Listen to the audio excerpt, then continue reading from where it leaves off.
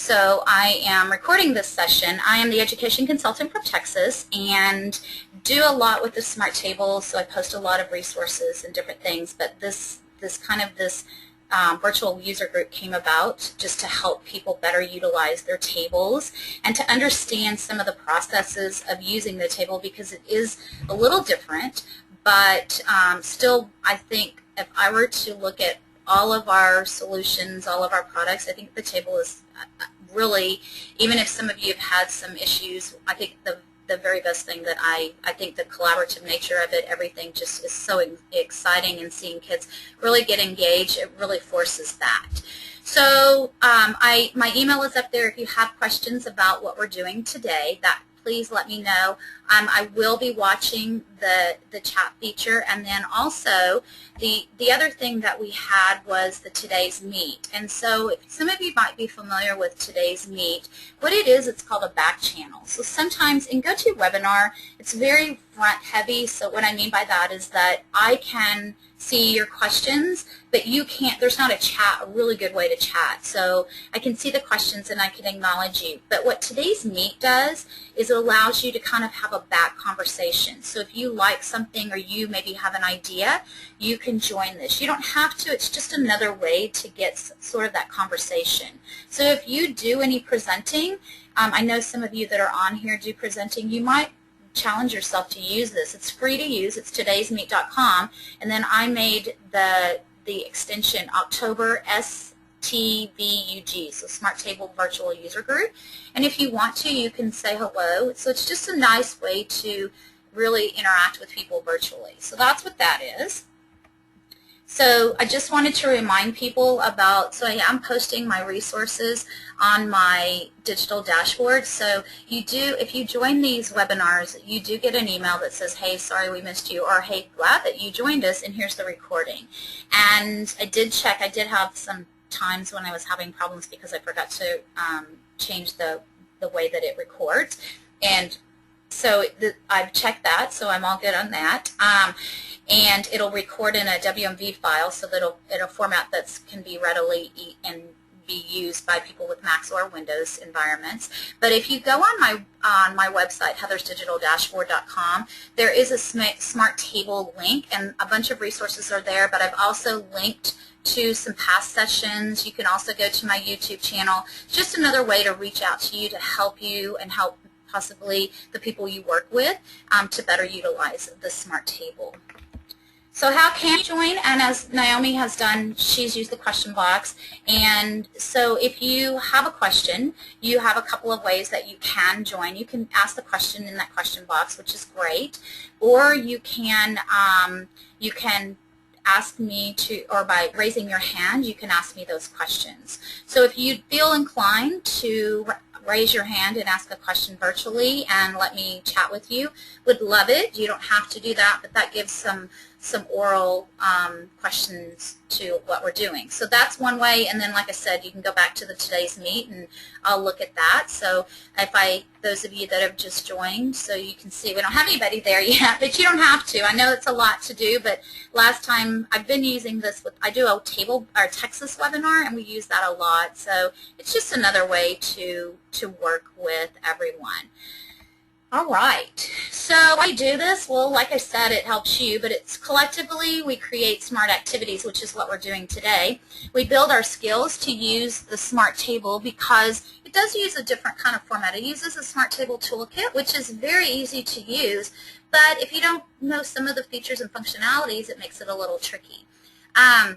We share best practices, and then the best thing is this networking. So finding those people, if you are looking for someone that potentially is doing something I can hook you up with, that's a great thing to do. So I can virtually connect people and find out if you're looking for someone that, maybe is using their table in a certain environment or with certain students, then definitely, let me know and see. I have a huge, vast number of people that I can work with or that I do work with. So let me know how I can help you. So what are we talking about today? Well, we are, welcome back. So last month was our first session back after kind of a long hiatus. So those of you that are familiar with the virtual user group, Nick Nicholson used to join me, and with Nick is gone, and he works up north, I believe, with a reseller now. So we always wish him well, and maybe he'll join these at some point. But he's doing that now, so he doesn't work for Smart. So I'm doing this kind of solo right now, and I've had a couple of people that have asked to help. So I'm looking forward to maybe doing that, which it's not hard to run. Why do we do it? Like I said, it's connecting, but it's also really helping, hopefully, you to better either use the table or help others to use the table. Today we're going to do a little bit of review again, just to help people that might have not joined last month, and just continuing that message of review. I want to remind people of the training sites. Those are great resources. I've already talked about my website, and then also just reminding people about the Smart Exchange, because the way that people typically start with the Smart Table is they use what's already created, and so we'll remind people where that is. So we'll make it and take it, but during this session I'm going to talk about Story Stage a little bit, just because I'm trying to hit some of the things that you may or may not know. So we'll talk just a little bit about Story Stage. And then you see our next session is going to be December 4th. So I decided that because my calendar is already sort of crazy, that November was kind of an iffy time because of the week of Thanksgiving and stuff, that we're just going to take November off and practice things, and then come back refreshed and ready for some flurry fun questions and things that we'll do. So we'll talk about backgrounds and using different things with a theme. So I started doing things with themes, and so our theme will be flurry fun. So whatever I come up with, I'll be centered around kind of winter. We don't have, well, we do sometimes have in Texas some funky winters, but we don't usually have a lot of snow in Texas. But then you never think, I mean, you never know in Texas. So we could this year have a really interesting winter. So we always are ready for that. So I said, you know, where do you get the resources? So my website, Heather's Digital Dashboard. So let me come back out here and just remember that to go to my website, heathersdigitaldashboard.com. And this is just kind of I call it one-stop shopping. So there's a lot of other things. And you guys that have never joined my Smart Texas, I have a lot of teachers in Texas that join both the Texas and the table webinars. But if you're not in Texas, you're more than welcome to use these resources. I do the same thing, and I post the recordings. So if you're looking for some extra help, I always have teachers on that share their best practices. Feel free to, you know, you can feel free if you want to register for these sessions, and if you have a Smart Board, usually it's typically the Smart Board that we focus on in Smart Notebook. The only thing that I don't typically cover is because I'm not very versed in it is Common Core things, because we don't use Common Core in Texas. But pretty much everything is generic. We do have a Smart Texas Facebook fan page that we keep up with. You're more than welcome to look at those things, and then you'll probably, if you go to the Smart Table Friend, instead of having 2 YouTube channels, I decided just to combine them all into one. So you'll see that up there. Here is the table resources, like I said, and then I changed this and I didn't change so don't ignore that, because I do this website on my Mac and I didn't have it with me today, so ignore the November 15th for number 1 because I'm not available, and number 2, I decided to take a break. So it'll be December 4th. So this is just another resource for you. So do that, and then you can get to training and professional development. So that's my website, and then our training site has a bunch of resources. So if I click on the link in here and go to our training and professional development, I'm going to show you a tip that I've been telling people, because it makes it easier to find some of the resources. Because when you put that, so you've got the Smart Learning Space, which is a really valuable tool if you need to keep track of your trainings that you do for whatever reason. It's a great way to do that. But you can also come and just click on whatever product you need to know about, and with that product, it's just going to bring a ton of resources on this page. So, you know, sometimes it's kind of tricky to go through and think, oh, what parts do I need? You know, there's a lot in here, and maybe I'm a beginner. So what you can do, so this is from our resources page. So if I go to resources and training and professional development, and I clicked on the Smart Table, this is the most important thing right here, is right underneath Smart Table or training resources. If you go to fine tune your results, the best thing you can do is start refining your results. So I want Smart Table, but you know what? I don't have the money nor the time to go somewhere. Maybe I don't. I just want to know what's free out there. What's free access to me? I can click on free resources, and because I'm education, I'm just going to click on education, and I'm going to refine my results.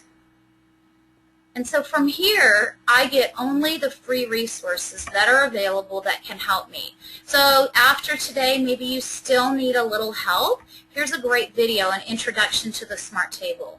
Here's getting started on the Smart Table. So maybe you need some of these resources. If I click on the More button, here's a tutorial, here's a PDF, best practices for creating, another tutorial, here's a self-paced course that's through the Smart Learning space. So I took that long list and I made it much easier to manage and much easier to see. And if you have other products, or if you've got a smartboard and you're really, like a lot of my teachers in Texas are struggling with Smart Ink, to know just really how to embrace it and use it. Well, you could do the same thing with that and refine your results based on Smart Notebook, or do you have Smart Response, or any other of the products. It just makes it easier to find those resources and not have to figure out which ones do you want to use and which ones do you need to use. So just a little quick tip. And so that's to help you as well. Then also, don't forget about the Smart Exchange. And when you look at the Smart Exchange, here's another little tip. So if you don't have a login Exchange, that's my first recommendation, because you can't download anything without that. So if you join for free, so it is free, and then after I've already logged in, and you have some choices here. You've got your home button, you've got a search. You know, sometimes you can search things. So if I just searched and I'm wanting to know what is out there for pumpkins, I can just search for pumpkins. And when I do a search on the Smart Exchange for pumpkin, it's going to pull up everything that has anything to do with pumpkins. So there's a huge list of things. So what I need to do here is start really figuring out what am I looking for. So I'm looking for, you know, the grades is really the tricky thing on the table. I teach pre-K. So I'm going to do pre-K and K, and those are my searches, and I'm going to refine it first. If I do that, so it's going to then pull it down to only 197 items. And then if you look even further down here, do you see where it says narrow results? Now I have 182, or no, 102 items. Sorry, I just got new contacts and I'm having a struggle to read from a distance. That's a problem. So, but there is Smart Table Activity Packs. There's 10 that fit that criteria of this. So now here's 10 activity packs that have something to do with pumpkins in some form or fashion. So here's September Fun. Here is Puzzles and Mazes. Here's Fall. I actually downloaded this one for you. Similar organisms. So it could be that when they teach these things, here's Learning to Mix Colors. Holy Days. That's probably got something about October. But there are some neat things. And here's another trick, that you sometimes can click and say, you know what, I really like these. I really like these activity packs that are published by MPS. I can click on there, and I can do this with anything. I can click on there and see all of the activities that are published by that particular publisher. So that's just a little trick if you find. One of my favorite publishers is called Robots and Cupcakes. They have the coolest clip art, and they have the coolest lessons and things. And these things, now we'll talk about this, but you can use pieces like this in Smart Notebook files that you can then use on your table. So look at this. I don't have any activity packs, but I have notebook lessons that I could potentially incorporate inside of my Smart Table activity packs. They have the neatest gallery collections. Gallery collections are collections of clip art that you would add to your My Content. And speaking of that, those of you that maybe you only have a Smart Table but you don't have a Smart Board, you do have the licensing to be able to use Smart Notebook. So within your documentation, you should be able to find where there should be the directions on how to receive, and I think it's also on our website, that how to receive the product key. So if you if you just have a smart table, or maybe you have a competitor brand of interactive whiteboard, you have the licensing to be able to use it to create. So you wouldn't use it on your competitor's interactive whiteboard, but you can use it to create for the smart table. So that's a bit of knowledge. So just remember that. I can go back, and if I didn't want to do any of those things, I could just go to File Type and go to Smart Table Activity Packs. And then I can, you know, this one always comes up first. I can do first and see, here's some September fun things. So then I can do my features and refine my searches. Right, so maybe that helps you a little bit. And then, you know, it's about the students. I use this. This is actually some pictures that someone sent me last year. I can't remember. I think it's a school district in North or South Carolina, I believe. And they were using the Narrow It Down activity pack. And it's so fun because the kids are so into it and they're hiding their eyes, and that's how you, so they're choosing and narrowing it down. So I love what this is in the communication and the way that kids interact with the table. So I just had to include that so I could have pictures of kiddos. So let's talk about some things before we get into the make it, take it part. Some things that I said last month but I want to review is, so the first thing that I'm getting questions about is Notebook 11.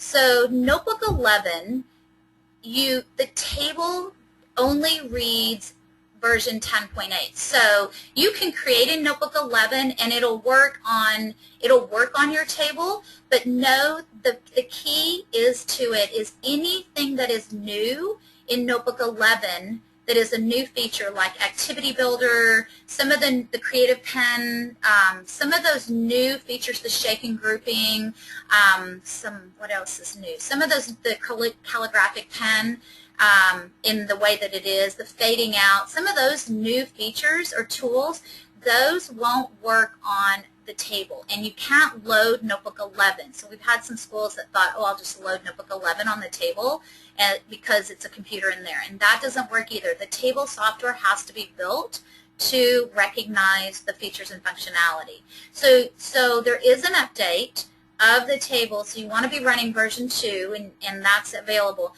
You should never ever have to open the table unless you have a technical problem, but really the easiest thing is you download everything onto the USB, plug the USB in, and you see that software update, and it'll just do all the work for you. So just be clear on that the table does not support Notebook 11. You can create, I created today for the activities in Notebook 11, but only include features that will be used, were used in version 10.8. So I hope that clarifies once again. So that's coming out, I believe, in the spring where it'll have the Notebook 11 support. But you still can use the lesson activity toolkit, so there's still a lot of functionality. The other thing that's cool that I talked about last month is if you have a smart document camera, you can plug that in, and the table is 3D ready. So even if you don't have 3D on your computer, there are some 3D items. If I look in the Smart Exchange and go to that file type 3D, I used last month and I've used it before. There's a cute little ladybug. So the table is 3D ready. So you can interact. It'll show 2D on your computer, but when you read it, it'll show on the table, it'll show 3D. So let's see, I have a question. Will the Smart Table version 2 work on the first generation? Yep, it will. Great question. So it'll work on the first generation table because I have a district that has first generation tables. So if you have technical problems, I recommend getting with our tech support. The difference between some of the first generation tables and the second generation tables came with a Wi-Fi access, and the first generation, unless sometimes some of the schools were able to retrofit their tables. I don't know if that's the case on yours, but yes, it will work on the first generation tables because, like I said, I have a school that we've updated it. So great question. All right. So, and then third-party applications. So the table supports third-party applications. And what I mean by third-party applications, let me go to this. So Story Stage is a third-party application. Another third-party application is called SuperY. Another one is Image Reveal. So those are available from the Smart Exchange as well. So you have to, if I do a search for Image Reveal, if I search for this and I search, it will pull up the table application. So I just did a search for Image Reveal, and you notice there's two things. These are a little bit different than just a normal application. There's two things you have to do with these. You have to download it, and then you will, Naomi, this is going to get you again, I think. You have to extract them, and when you extract it, it's going to show you a little green icon. So, and I got some steps that I think they're on my website if you have questions about that. But basically what you'll do is you'll take that little green table icon, you'll put it on the USB drive, and then if I go back to this icon over here, basically when you plug it, oh, there's the little green icon. So you'll have that, you'll extract it, and you'll get this little icon. So you put that icon will have your activity or your application. So you plug it in just like you would normally do, and you would choose, instead of activities, you would choose application. In this case, I have the picture of a narrow it down, and I would say, okay, I want to open that. What that's doing is syncing that application to the table. So you have to do that to the table. You also have to take this little green icon, put it on your bracelet, but then you need to double click on it with the toolkit closed, and it will actually add it to your table toolkit. So notice how I have Image Reveal right here, and I have Narrow It Down, and I have Story Stage, and I have SuperY. So I downloaded all four of those, and I then double-clicked on that icon with the toolkit closed, and it will sync it to both, you know, at separate times. It'll sync it, and then you'll have this as an available application that I can use. Once you do it once, it's kind of hard to explain it, but once you do it, you get it because it's the same thing. So I download those applications, I extract them or follow the prompt. Some of them is a download. And then I'll get that green icon. You put that green icon on your USB, plug it into the table, you don't choose activity, you choose application, and then it'll sync it to the table. Then for the toolkit on your computer, you would, and there is a Mac and Windows version, but you would have the toolkit closed, and you would double click, and then now I only have to do that step once, but I have to do it once for every computer. Hope that makes sense. There are some directions on how to do that. So you can see how I added Story Stage. Once you do that, if you open up your activity, you'll open each one individually, but on this would be an application that would be included in this activity pack.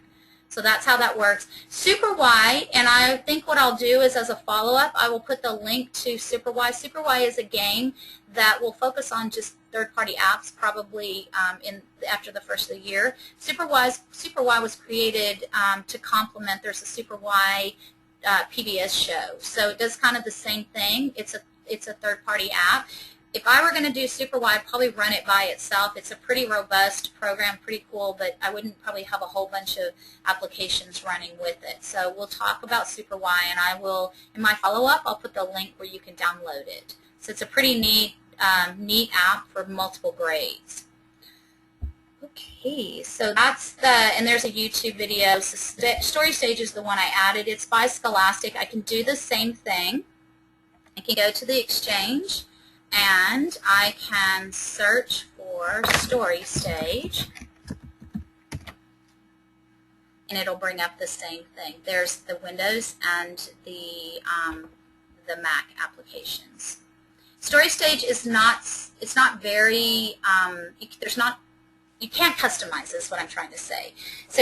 But it's cool because you can record, you can do some different things. You only have Goldilocks and the Three Bears, so that's the question I get a lot. You only have Goldilocks in this version, so that's just one, but it's a pretty fun little activity application, so pretty nice. There are some directions as well. As I said about the 3D tools that can help you, so that it'll show 2D, but on the table it'll do 3D.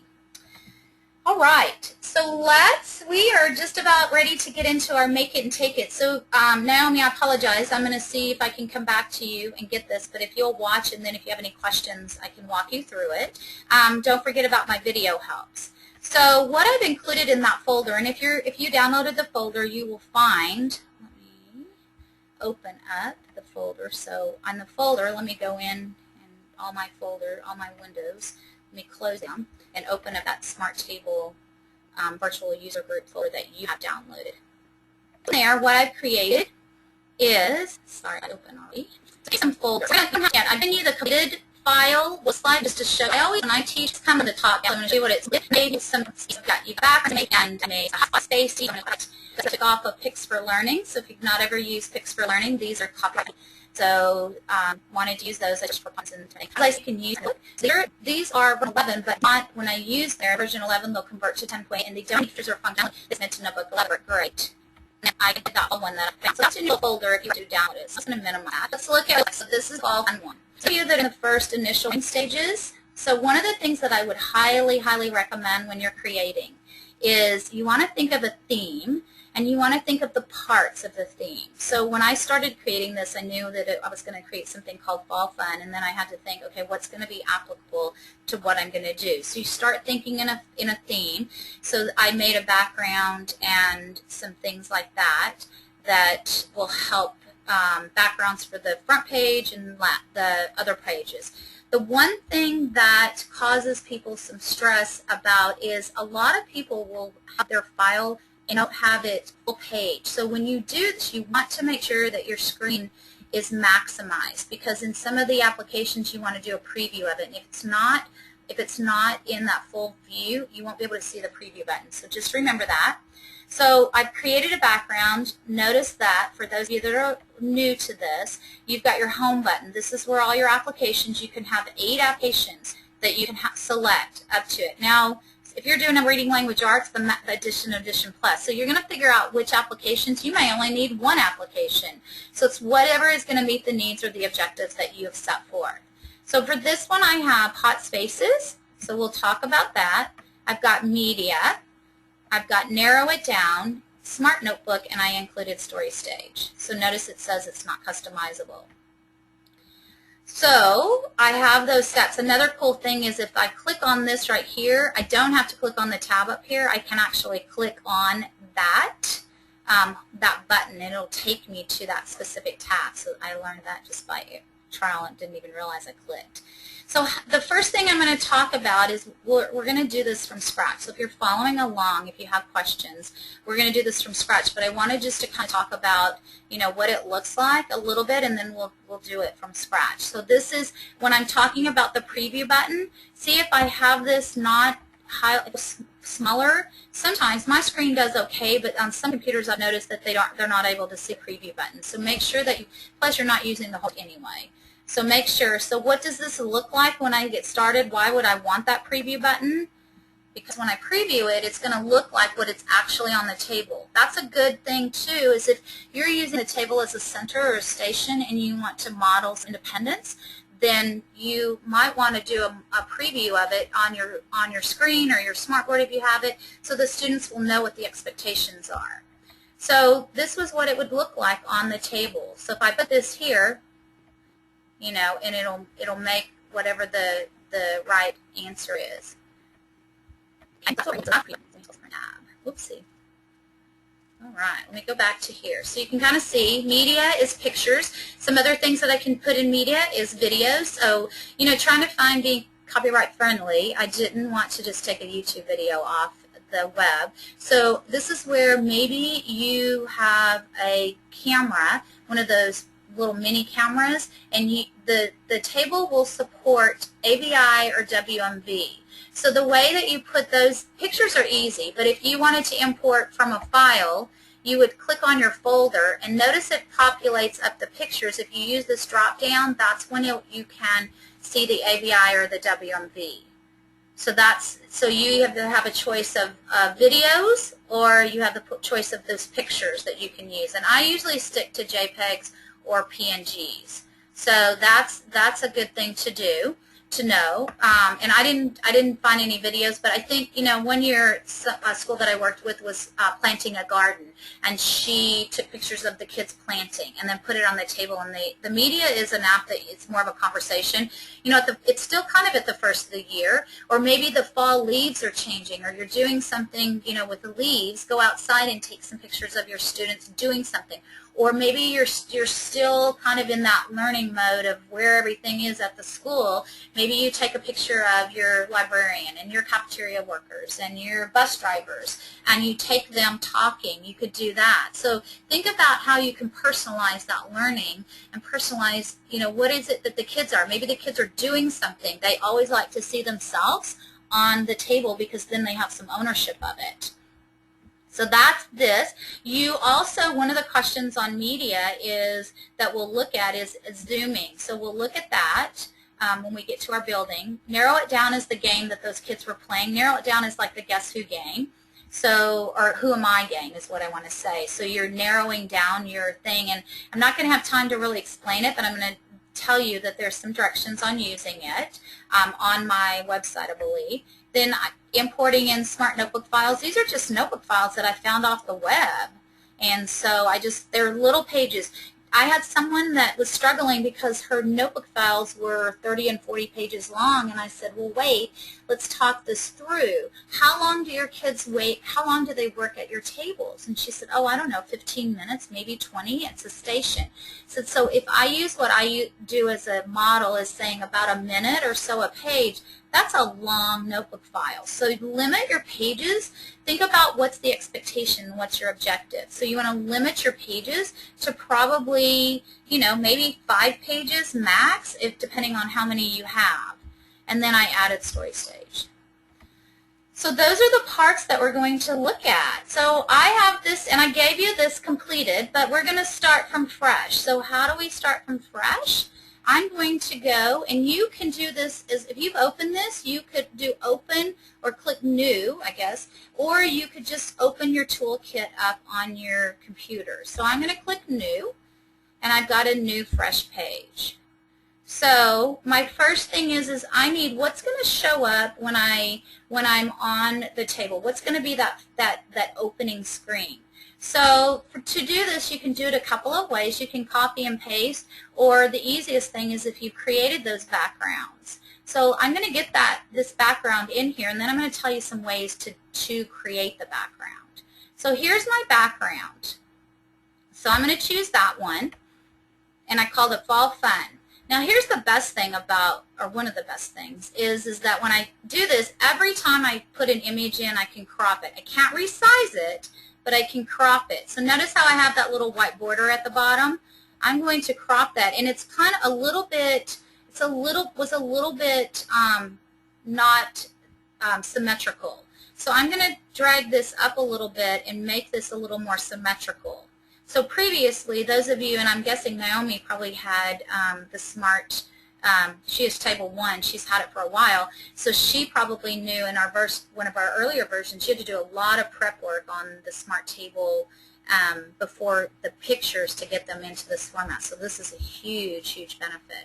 So I'm going to click on that, I'm going to click OK, and there's my background. So nothing there, I don't have any applications there yet, I just have a background. So let me shift gears and let's talk about how I made those backgrounds.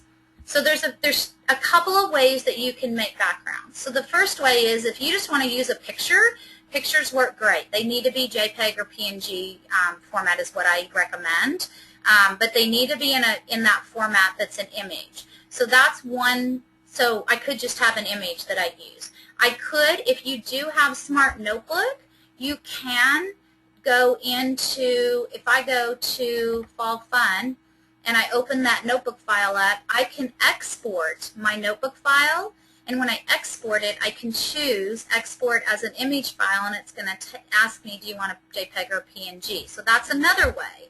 Or I could use, if I don't have Smart Notebook or I'm not familiar with Smart Notebook, you can take and you can create backgrounds in PowerPoint. So I'm not sure if you knew that, but I'm just going to probably get my system going on overdrive.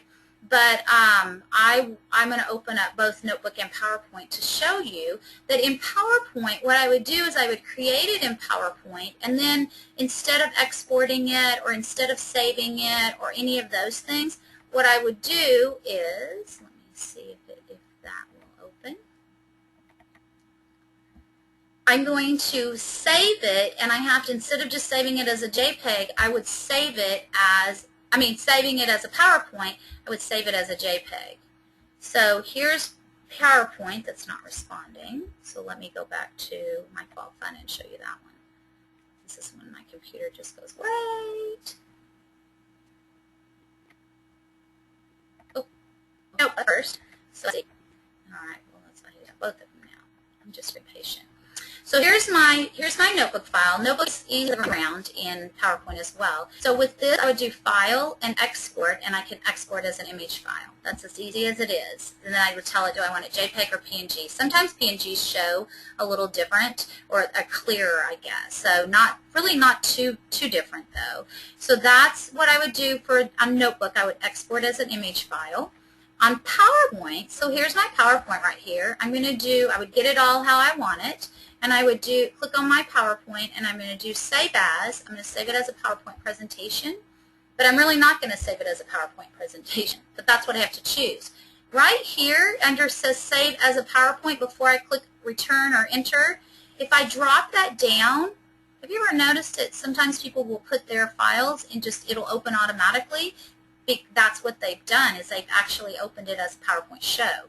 So you could go back and save it, and that way you can customize it. But notice how if I come down here, there is JPEG right there. So I'm going to file and save that as a JPEG. And then that way I get a JPEG, or I could do it as a PNG, Portable Network Graphics format. So those are two hints to create some background. So that's what I did on that. So here's how I got my background in there. So the next step that you have to do is you say, okay, I want what applications am I going to use? So I'm going to use hot spaces for this. I had media for this. I had narrow it down, and see what's happening when I click, those little circles coming in. And I had notebook, and I had StoryStage. If you don't have StoryStage on your computer, don't worry about it. You can go download that and then add it later. So, and maybe you don't have narrow it down either. If you don't have narrow it down on your computer, I did that kind of on purpose so that you would see that it might ask you a message that says, hey, you don't have that. That's okay. You can go back and add it and come back to it. So it's one of those applications, those third-party apps. So let's start with I know what you have. So let's start with hot spaces. So I'm going to click on hot spaces. And in hot spaces, I have the choices of what I want to do. So here's my activity titles. You can have a huge list of activity titles.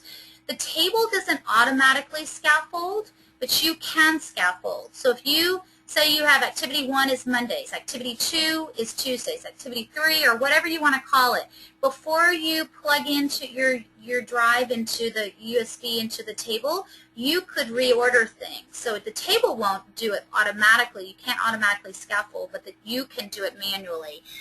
You might even have activities that are for specific kids, so that and whatever's going to open up first will be at the top. So I'm going to call this counting leaves.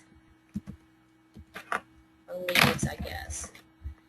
Doesn't really matter. That's not going to show anywhere. So I'm going to add that one, and I'm going to add another one, and I'm going to call this counting pumpkins.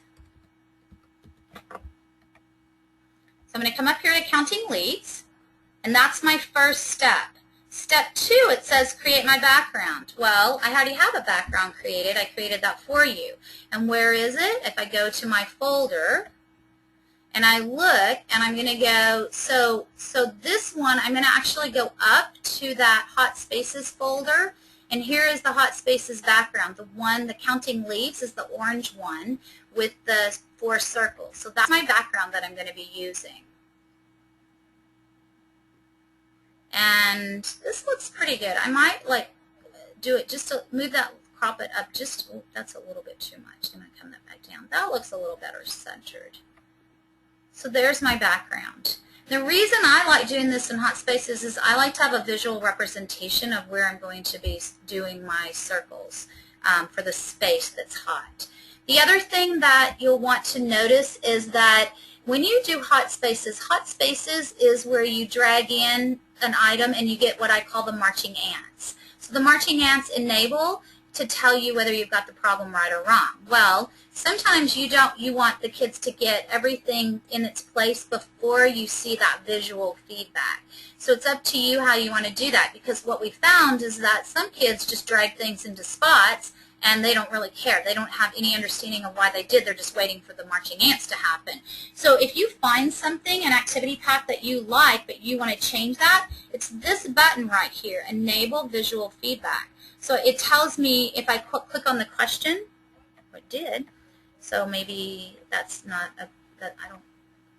those questions aren't clicking. They used to. So maybe that's, I'll have to bring that up. So if I say initial, I don't want the visual feedback. So that means that they have to get all the right answers there before they get those little marching ants or those little purple dots that go around. So I'm going to change it to that. I can have instructions. I can have visual instruction or auditory instructions, but the instructions are only going to show one time. So if you have 20 activities in this application, then you're only going to get the directions once, and so it needs to be pretty generic on there. So I'm going to leave that off for right now. I've got all of this right here. My background, step 3 is to set it up. So the first thing I need to do is set up my hot space. And so if you're watching and you've not ever done this, what you'll basically do is you basically will click on the shape that you want. Since I have circles, I'm going to start. And this is, it may take a little bit of practice, but what you'll do is kind of get your arrow up here, and you can move the yellow shape when you create it, or move the hot space around. You can't resize it. So I'm going to show you what I did earlier. Is I just started and I kind of got where I thought, that I kind of eyeballed it. So I clicked off of it, but I can't start moving it, because if I start moving it, I'm going to get another circle. So I have to go back to the arrow. Now when I click inside of the yellow circle, I did pretty good on that one. So I got that. So it takes a little bit of practice, but I'll do it again. So I'm going to click on the shape. This is going to be my space. And then drag this down. Click off of it. I'm going to go ahead and do all of my shapes. And then see versus, and then if I need to redo any of them. So I'm going to go back and click. Well, that's pretty good too. Now I won't tell you that, earlier when I was doing this the first time, I didn't do it as easy that first time. So it might take you a little bit of practice, because it took me 2 or 3 times to really kind of get it where I wanted it. So practice with this, because you have all the pieces, so you can practice with it. So those are my spaces. Those are when the kids drag in, they're going to drag in. And so there's a couple of ways I need objects for them to drag in. So there's a couple of options for you, and you can do labels. Labels are little, if you want labels, you can place labels in here. Labels would be good if you're matching or something, but I don't have anything for them to match. They're matching colors, actually. So I knew that when I created this, I went out to the web and I was looking for fall leaves. And so I saw these kind of nice leaves. So there's a couple of ways that I can do this. I have in that file, I have objects for hot spaces. So let me show you how this works. So notice I put 4 things on a picture. So, and then I exported it as an image, or you could do it as a PowerPoint and export it. I can take these and I'm cropping. So see what I just did? And so I cropped it. And there is one of my objects right there. I can do that. I'm going to continue doing that, but I have to do that however many times. So the object of this is putting the leaves into the correct, so matching colors. So I'm just going to have a mixture of colors. So this is one way. And you notice that this has a white background on it. So that's one way to get some leaves. So these actually that green leaf matches that color. The other way you can do this is you can go to your gallery And if your gallery is that little icon, so those of you that aren't familiar with Notebook, the gallery, we have the gallery in Smart Notebook, but we have a gallery here as well. And what's neat about this is this taps into all of the stuff that's out there, so if you don't even have it downloaded. So if I'm going to do this, I think I'm going to call this Autumn, because I did a search to see first what was out there, and I'm going to call it Autumn Leaf, I think was what I did. So I did a search for Autumn Leaf. And, oops, I guess it doesn't like that. So let me do green leaf and see what happens. It doesn't like that, so I'm just going to go back to leaf. Okay, so I have leaf, and none of those are the ones I want. There we go. So we have, let's see, I'm looking for a green one. That's not green. The one I'm looking for. So you're going to get all the leaves. Oh, there we go. There it is right there. So you see it, and it's interesting because it should have pulled up because I looked at the properties of it, so it should have pulled up by that autumn.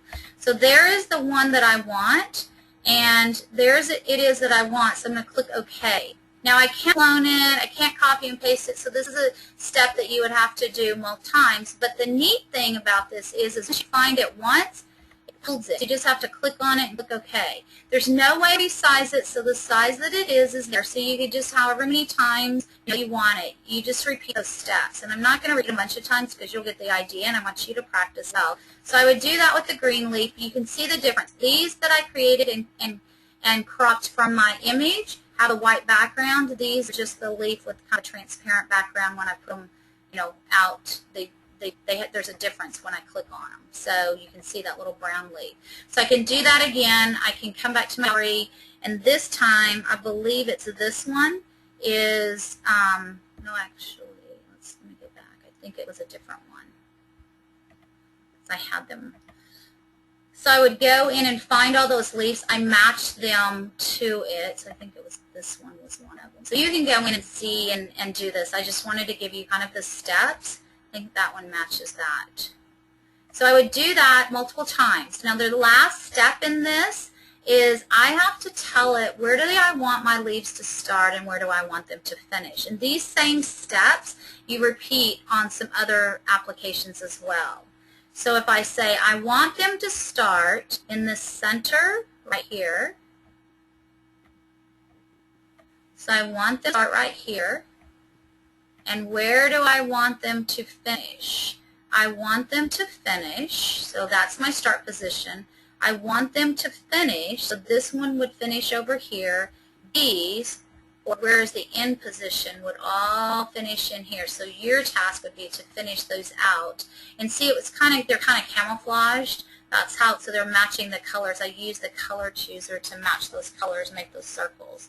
So now, there's a couple of other options that I can do. So if I want, my kids need visual representation or something, I could click and each one of these would say green or brown or orange or brown and yellow. So if I wanted that leaf to have an auditory cue, this is where I can come in here and I can have it read the label. Well, it doesn't have a label, so that wouldn't work, but I could import my audio, and when I click on that, I can actually, if I click on the recording, this is kind of what happens in Notebook 11 now. So you can choose what do you want. So if I choose this, I have a USB, I can start the recording, and I don't think you're going to be able to hear it, but let's see, green, and if I play it,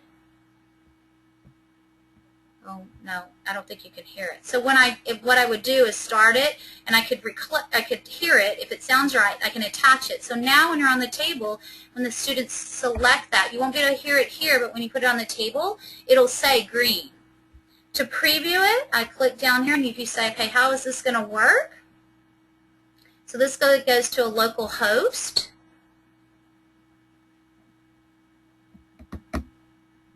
And there they are. To make this bigger, I can press on this little button right here, and that will make that bigger. So what it was going to look like on the table. And now when I put these inside of here, I would have to put them all here before I would get the visual cue. Oops. I should get the visual cue. Well, that's interesting. I don't have any other, let's see. I'm sure I don't have any other leaves out there. I should have it, so let me try that again. So I'll enable the visual feedback. So it should be, the visual feedback should be the ending point. So let me go back to that again. Oh, there it goes. See, but what should have happened is at the very end of it, it should have the visual cue, but it could be, you know what's probably wrong with that is I have so many else with that. So you may then that's what's happening. So I hope that helped you to figure out hot spaces on media. Media, that's very easy to do. Media, you can have your objects. You can use objects from the gallery again, or I gave you a folder. So I'm going to go up a level, and in my folder, I just have that. And I think that on my computer, I can shift and click, and I think I can open, and it gives me the option of what do you want to do for each picture, and I can go, okay, and it's going to import those in for me, and so I don't have to go through those steps. If you can have 38 imports. So on the Mac, I'm not sure what that is to do that, but you can see that's those cropping. So, and there's my pictures. If I wanted to add video, I would do that. I would get a video, image of a video, but I won't hear the video here. I'll know what the video is, and then when I place it on the table, I'll get that video. So be cautious about videos if they have sound, because if you have two videos, they're going to compete for sound space, and they're going to compete for sound. So if you have two kids clicking, both the videos are going to go on the same time. So if you have videos with no sound, that's great. So the other thing is step 2 is the option. When you're on the table, you know that with images you can gesture. So if you want to enable the zoom, that's what that means. How big do you want it to get? 2 times larger. Some of the table activity packs, they may be set to not enable them because somebody didn't know, so you can go back and fix these to where you want it, so you can customize it. How big do you want them? Do you want it to get to the original size? Do you want it 75% of the original size? I usually leave that to 50%, but I scale it bigger. But do you want it 4 times bigger? Or there's even an option that you gets to a certain point and it pops to full screen. That's pretty tricky if you have a bunch of kids on the table. Somebody's going to make the screen, the image bigger. So you may be cognizant of that while you're creating that. And then once again, if you have, remember this, media you only have 38 imports, but you can't have multiple layers. So this one is really what you just put everything there. But great for like you have a video and then you have supporting parts. So tell me the story after you watch it. That could be it. So that's one thing. And then I would also be cognizant of your backgrounds, because if you have a bunch of busy backgrounds on this is why I'm leaving this green. It detracts away from the pictures. So that's my say about that. So images are very cool and videos are very cool in media. Narrow it down. So we have just a few more minutes. I'm just going to quickly talk about narrow it down. It's pretty easy to do. So I just have to click into it and I have to add the garbage over here. So if I want a purple leaf, click OK.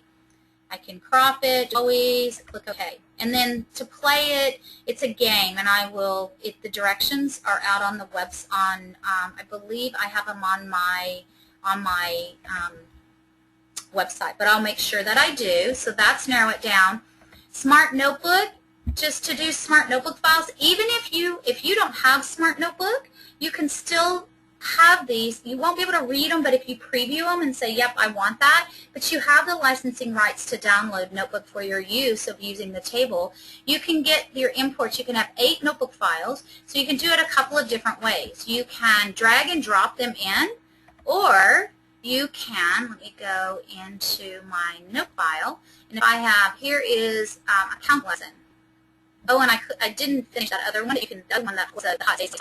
So basically on that other one, the hot spaces, I would have had a leaf and I just drew a circle in the middle and have them count 8 pumpkins. So I just put a layer of pumpkins in there. So you can see that from the finished one. So do you see how that just brought in the notebook lesson? I would preview the notebook lessons to make sure they're easy and they're exactly what you're looking for. So the other way, like I said, is you can take these and let me find find that folder again. Let me open that folder up over here. So let's see. So there. Here's working because back to coming out notebook files is the easiest way. But also in drop. There's an easy way to add a stage in there, and story stage is that information. So hopefully it and hopefully helps you to see use the table toolkit. It was a folder is I know how to play around, and all the parts are there and extra parts. So if you have any questions we can help you with, please let me know here. My email address is heatherlamb@smarttech.com. Don't forget that we won't have a November session. We'll have a December 4th session, and we'll have that session. Let me put my email on here. So if you have any questions, I did send everyone an email too, so you have that in the messages that come out. It's there, but if you want to contact me, or if you haven't, and Naomi, I don't know if you're still on there, but I'm going to reach out to you and see if I can help you offline. So, but my email is heatherlamb@smarttech.com. If I can help you with any way, if anything, if you have any questions, hopefully you were so engaged that you didn't have those. I don't know if anybody was using today's Meet, but I will post some things on today's Meet as well. So I'm going to go back to today's Meet, and I'll post where also using that, where you can find the Super Y, so you can come to that as well. That's a great tool to find out just different things that we have about all the things we talked about today. Sorry, trying to multitask is tricky when you're a one-brained kind of person. So if with that, it is past 5 o'clock. I want to thank you for joining me today. And, oh, look. Oh, so Kevin, thanks. So thanks for joining me today. Don't forget to join. I'll be sending out a follow-up. You'll get a follow-up message with where to download the resources. And mark your calendar for December 4th. If anyone would like to share, Kevin, hint, hint, I would love to have you so I don't have to do all the talking. So anyone else on the webinar would love it. If you're listening to this remote with not live, I would love to have you join and share, because I don't want to always do all the talking. So let me know, and I would love to have you join us on December 4th with our theme of Flurry Fun. Check out my website and let me know if I can help you with anything. So have a great rest. It's Thursday, and have a great rest of the week, and I will see you next time. Thanks so much.